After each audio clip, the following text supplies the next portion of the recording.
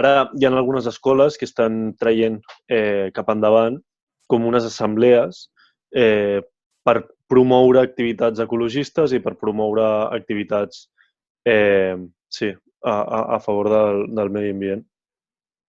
I nosaltres ens volem aliar amb aquestes assemblees escolars i volem intentar doncs, portar-ho a tots els centres escolars, intentar doncs, desenvolupar activitats com això dels murals i fer el màxim que puguem per tornar i per, més que res, fer activitats de barri, activitats de, doncs per això, per aixecar consciència climàtica. Que a Badalona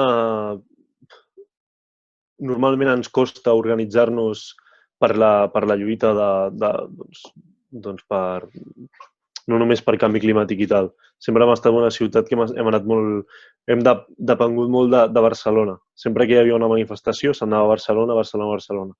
I molta gent veia Badalona com una ciutat dormitori.